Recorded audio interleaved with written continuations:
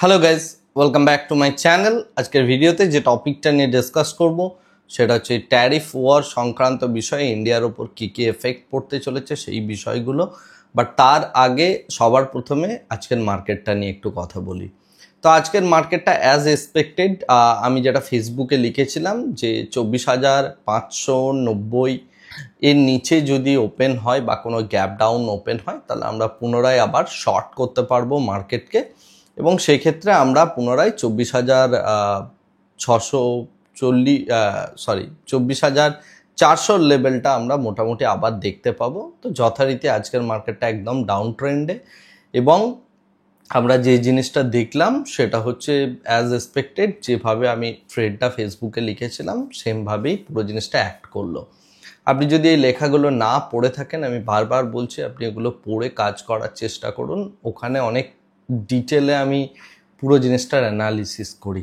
Anyway, এটা মার্কেটের behaviour ছিল, আমরা সকলেই দেখলাম, এবং আজকে প্রত্যেকটা সেক্টরই মোটামুটিভাবে ডাউন ট্রেন্ডে। রিজন যদি আপনাকে বলতে হয় তাহলে রিজন আর নতুন কিছু নয়, এই ট্যারিফ ওয়ার বা ট্যারিফের ফলে পুরো মার্কেট জুড়ে একটা প্যানিকের তৈরি হয়েছে, এবং যে প্যানিকটা ধীরে ধীরে একটা বড় লেভেল অফ সেল অফ আমরা দেখতে পাচ্ছি মার্কেটের মধ্যে। এখন যেটা বিষয় যে এই যে বড় সেল অফটা হচ্ছে তার সাথে সাথে যেটা ইম্পর্টেন্ট সেটা হচ্ছে যে আমাদের মার্কেটে মানে আমাদের যে ইকোনমি সেই ইকোনমির মধ্যে অলরেডি কিন্তু এই ডোনাল্ড ট্রাম্পের যে ট্যারিফ বাড়ানো 50%-এর কাছাকাছি যেটা ট্যারিফ হয়েছে সেটার কিন্তু ফল পড়তে শুরু করেছে। আমি কেন এই কথাটা বলছি, কারণ গতকাল রাত থেকে আজ অবধি যখন এই ট্যারিফটা বাড়ানো হয়েছে তার পরবর্তী সময়ে নেক্সট 36 আওয়ার্স হয়ে গেল অলমোস্ট। তো এই সময়ের মধ্যে ইউএসএ থেকে প্রচুর অর্ডার আপাতত ক্যান্সেল হয়েছে, যে অর্ডারগুলো হচ্ছে মূলত টেক্সটাইল সেক্টরে, এবং টেক্সটাইল সেক্টরে প্রচুর পরিমাণে লোক আমাদের এখানে কাজ করে। সেই ক্ষেত্রে দেখতে গেলে বিশেষ করে গোকুল দাস এক্সপোর্ট বা আমরা যদি ওয়েলস্পান লিভ এই টাইপের যে সমস্ত কোম্পানিগুলো রয়েছে যাদের 90% এক্সপোর্ট হচ্ছে ইউএসএতে, সেই সমস্ত কোম্পানিগুলোর প্রচুর অর্ডার কিন্তু ক্যান্সেল হতে চলেছে, মানে ক্যান্সেল হয়েছে ইনফ্যাক্ট ওয়ালমার্ট বা অ্যামাজন এদের তরফ থেকে। সুতরাং অলরেডি ইন্ডিয়ান ইন্ডাস্ট্রি একটা হিট পেতে শুরু করেছে, এবং সেই কারণে সুরাট থেকে শুরু করে যে সমস্ত জায়গাগুলো ইন্ডিয়ার টেক্সটাইল হাব সেখানে কিছু কিছু জায়গায় প্রোডাকশন অবধি বন্ধ করা হয়েছে। তো এই ঘটনাটা যেমন ওই দিক থেকে হয়েছে, এদিক থেকেও তার একটা বড় রকম রিপ্লাই গিয়েছে ইন্ডিয়ান গভর্নমেন্টের তরফ থেকে। সেটা হচ্ছে আমরা বোয়িংয়ের কাছ থেকে প্রচুর বড় বড় $3 বিলিয়ন একটা বড় কনসাইনমেন্ট আসার কথা ছিল, সেটাকে ইন্ডিয়ান গভর্নমেন্ট স্টপ করেছে। এছাড়া ডিফেন্স পারচেজের জন্য আমাদের ডিফেন্স মিনিস্টার রাজনাথ সিংয়ের একটা ইউএস ভিজিট ছিল, সেটাকেও আপাতত ক্যান্সেল করা হয়েছে। তো সমস্ত দিক থেকে দেখতে গেলে একটা ওই দিক থেকে ঘাত প্রতিঘাত দুটো জিনিসই কিন্তু কনস্ট্যান্টলি চলে যাচ্ছে।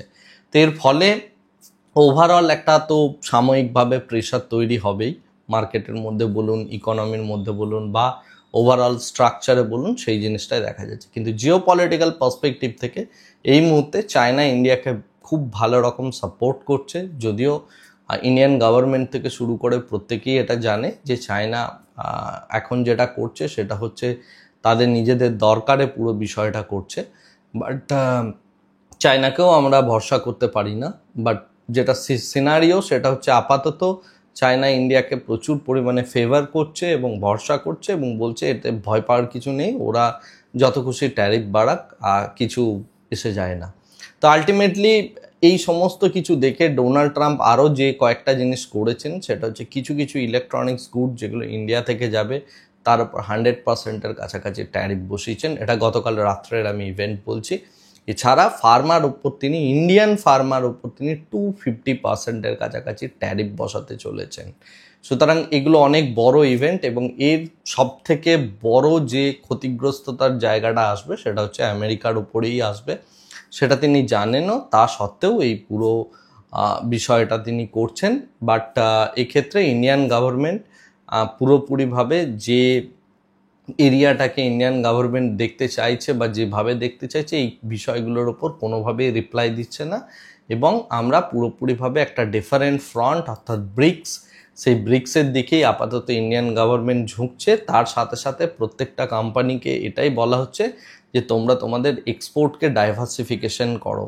এখন প্রত্যেকটা কোম্পানি সিইও থেকে শুরু করে যতজন আছেন তার যতজন এক্সপোর্ট ডিপেন্ডেন্ট কোনো মানে মার্কেটের সাথে যুক্ত, তারা প্রত্যেকেই তাদের এই যে ইকোনমিক সিচুয়েশনসটা বা এই যে জিওপলিটিক্যাল সিনারিওটা সেটার কথা মাথায় রেখে প্রত্যেকেই এখন ডাইভার্সিফিকেশনের কথা ভাবছে এবং এই ক্ষেত্রে ইন্ডিয়ান গভর্নমেন্ট টেম্পোরারিলি কিছুটা হলেও সাপোর্ট দেবে। তো এই হচ্ছে আপাতত মার্কেটের সিনারিও বা ইকোনমির সিনারিও। এই সিনারিওজের মধ্যে আমরা যে জিনিসটা দেখতে পাচ্ছি যে এই বিষয়টা কিন্তু চলতেই থাকবে 28 তারিখ অবধি। কারণ হচ্ছে 28 তারিখের পর ইউএস গভর্নমেন্টের যে ব্যক্তিত্বদের আসার কথা আছে তাদের নিয়ে ইন্ডিয়ান গভর্নমেন্টের সাথে আবার একটা আলাপ আলোচনা এবং ট্যারিফ রিলেটেড ডিসকাশন হবে। তো সেই ক্ষেত্রে ডোনাল্ড ট্রাম্প যেটা বলেছেন যে যতক্ষণ না পর্যন্ত এই 50%-এর ডিসপিউটটাকে মানে সলভ করা হচ্ছে বা 50% ট্যারিফের জায়গাটা যে কারণে আমরা দিয়েছি সেই জায়গাটাকে যতক্ষণ না সলভ করা হচ্ছে আমরা ফার্দার কোনো ট্রেড রিলেটেড ডিসকাশন করব না। কিন্তু এই ইন্ডিয়ার ওপর এত বড় ট্যারিফের ফলে বা এই সমস্ত কিছু ফলেও মানে ইন্টারনাল পলিটিক্সে অর্থাৎ ইউএসের ইন্টারনাল পলিটিক্সে ডোনাল্ড ট্রাম্পকে যথেষ্ট ক্রিটিসিজম সহ্য করতে হচ্ছে এবং সেখানে মানে ইউএসের বড় বড় এজেন্সি যারা রয়েছে তারা বলছে সেটা হচ্ছে যে ইন্ডিয়ান গভর্নমেন্টের ওপরে বা ইন্ডিয়ার সাথে যে রিলেশনশিপটা ইউএস বিগত কয়েক বছর ধরে গড়ে তুলেছিল সেই বিষয়টাকে পুরোপুরি এইভাবে নষ্ট করবেন না। বিকজ এই যে সাউথ ইস্ট এশিয়া বা এশিয়ার ওপর কন্ট্রোল রাখতে গেলে দে নিড ইন্ডিয়া ব্যাডলি, ওকে। এবং সেটার জন্য কোয়াডের যে কথাটা আমি বলেছিলাম, কোয়ার্ডিনেশন হিসাবে ইন্ডিয়াকে ডিটেক্ট করা হয়েছিল, যেখানে ইন্ডিয়া, জাপান, আমেরিকা এবং তার সাথে সাথে অস্ট্রেলিয়া এই 4টে কান্ট্রি মিলে বিভিন্ন রকমের যে আমাদের রেয়ার আর্থ বা এই সমস্ত জিনিসগুলো নিয়ে যে এক্সপ্লোরেশনগুলো করবে। তো সেই বিষয়টা থেকেও ইন্ডিয়া কিন্তু এবারে আস্তে আস্তে তার যে মিটিং ছিল সেই মিটিংগুলোকেও ইন্ডিয়া অলরেডি ক্যান্সেল করা শুরু করছে। হোয়ারাস আমরা রিসেন্টলি অজিত ডোভাল যেটা রাশিয়ায় গিয়েছিলেন এবং তিনি সেখানে গিয়ে কিন্তু একটা ভালো চুক্তি করেছেন এবং সেই চুক্তিটা হচ্ছে রাশিয়ার সাথে আমরা এরপরে বিভিন্ন রকম যে মিনারেলস আছে, স্পেশালি বক্সাইড অর্থাৎ অ্যালুমিনিয়াম এবং তার সাথে সাথে কপার এবং তার সাথে সাথে রেয়ার আর্থ, এই সমস্ত জিনিসপত্রগুলোকে নিয়ে একটা কিন্তু এক্সপ্লোরেশনের জন্য ইন্ডিয়া অলরেডি ডিল সাইন করছে রাশিয়ার সাথে।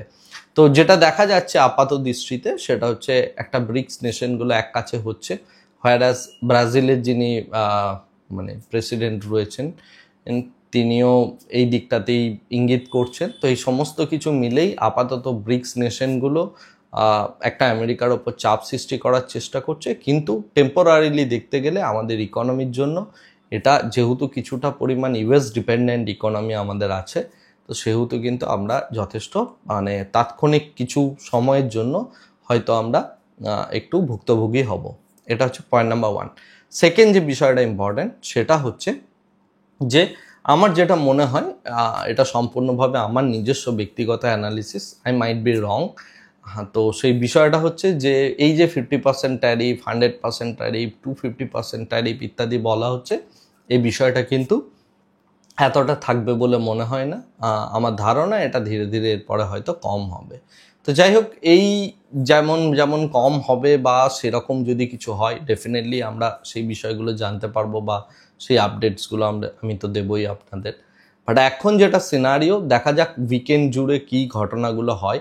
আমি আগামীকাল একটা ভিডিও বানাবো আমার এই চ্যানেলে, সেটা হচ্ছে যে ডেয়ারি ইন্ডাস্ট্রিকে নিয়ে এবং এগ্রিকালচারকে নিয়ে মূলত ডোনাল্ড ট্রাম্প কেন এত বেশি আগ্রাসী নীতিটা অবলম্বন করছেন ইন্ডিয়ার প্রতি, তার বিহাইন্ডের রিয়েল যে রিজনগুলো রয়েছে সেই রিজনগুলোকে নিয়ে এবং সেটা সম্পূর্ণভাবে ডেটা ব্যাকড, কীভাবে আমেরিকান ডেয়ারি ইন্ডাস্ট্রির ওপর পুরো প্রবলেমসটা তৈরি হয়েছে, কেন তিনি ইন্ডিয়ান মার্কেটটাকে চান এবং ডেয়ারি ইন্ডাস্ট্রির বা ডেয়ারি ফার্মের যারা মালিক রয়েছেন তারা কেন ডোনাল্ড ট্রাম্পের ওপর প্রেশার ক্রিয়েট করেছেন ইন্ডিয়ান মার্কেটটাকে ক্যাপচার করার জন্য, সেই বিষয়ে আমি একটা ডিটেলসে ভিডিও বানাবো আগামীকাল।